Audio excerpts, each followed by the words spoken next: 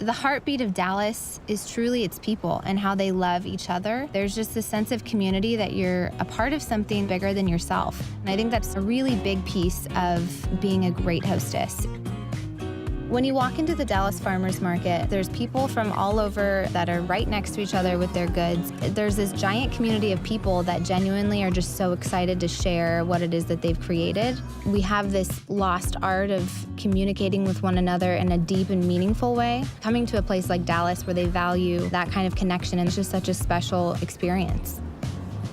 I really enjoyed visiting Dirt. They had beautiful flowers. They also had really beautiful, unique items. It's those little antique kinds of things you find that end up being the awesome jewels you can put throughout your house.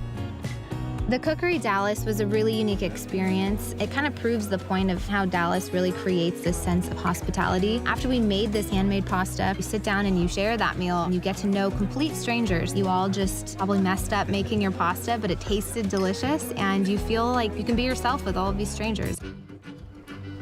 In talking with the owner of Truck Yard, it was really interesting that he started this restaurant because he wanted a place where all people and all ages felt welcome. You could have an 80-year-old's birthday party and a 12-year-old's birthday party, and both would have the best time.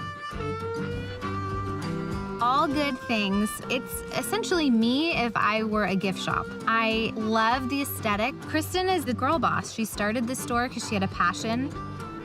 Visiting Dallas as a hostess is inspiring. I feel like I have so many new ideas. Traveling to a new city challenges you to become a better version of yourself. It allowed me to feel like I mattered and like the people I met mattered and like they became kind of part of my story. So go be you.